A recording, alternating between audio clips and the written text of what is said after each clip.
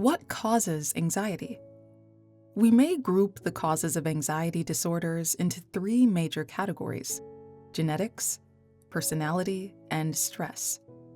They all impact each other. Genetics.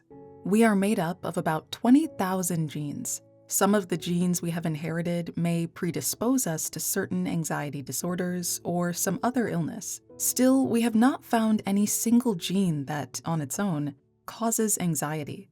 We've only found genes that may increase the risk. We now know that various factors may switch genes on or off, like stress and lifestyle. Even if you have a family history of anxiety, and whatever genes you have inherited, it does not mean that you also will develop an anxiety disorder. Personality. Some people have personality traits like being hypersensitive and avoidant, which may make them more prone to anxiety. Some people have hypersensitive brains that may overreact when encountering an anxiety trigger. A trigger may be something you see, like a group of people, that may trigger fears of rejection. It may be thoughts about something, like an exam, that triggers worries of failing, or thoughts about a disease that triggers worries of being sick and dying from it. Or it may even be that you experience some physical symptoms like heavy breathing, a pounding heart, and sweating.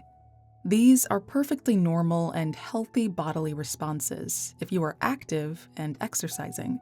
But for someone with anxiety proneness, they may be experienced as fear responses and trigger further anxiety. Avoidance is a defensive strategy against anxiety, but when the fears and worries are excessive, and they themselves become the problem, then avoidance is an unhelpful strategy.